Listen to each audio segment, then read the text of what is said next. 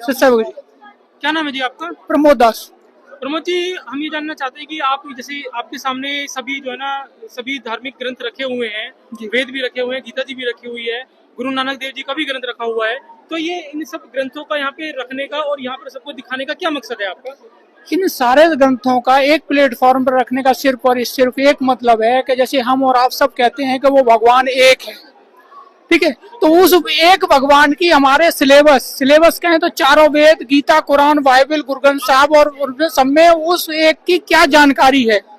ऐसे ही हमारे वेदों में जो बेसिक इनिशियल सिलेबस कहा जाता है उसमें कहा गया है कि वो परमात्मा कबीर देव है, नर आकार है, राजा के समान है, धूलोक के तीसरे स्पर्श पर बैठा है और वहां से गति करके आता है और अच्छी आत्माओं को मिलता है, अपने सद्ज्ञान का उपदेश देता है। ठीक है, ये हमारे वेद बताते हैं इसमें सारे में, ठीक है।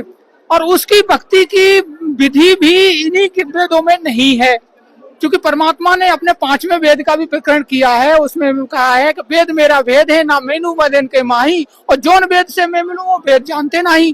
तो इन वेदों में सिर्फ परमात्मा की महिमा तो है, लेकिन रियल वे ऑफ वर्शिप हमारी इन गीतों में नहीं है, इसीलिए हमें वो साधना नहीं मिल पा रही थी जिसके हम हकदार थे।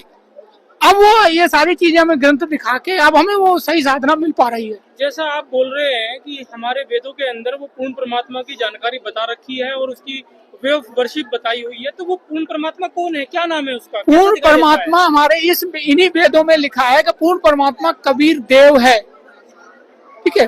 और उसकी जानकारी हमारे सारे बाइबल हो गई, गीता हो गई, कुरान शरीफ हो गई, सारे सदग्रंथ उसकी गवाही दे रहे हैं एविडेंस के तौर पर। तो इनमें सब में उस पूर्ण परमात्मा की वे ऑफ वर्शिप नहीं है इन वेदों में, वो उनके पूर्ण परमात्मा द्वारा ही बताई जाती है और 5वें वेद में वर्णित है वो। अभी दिखाए थे।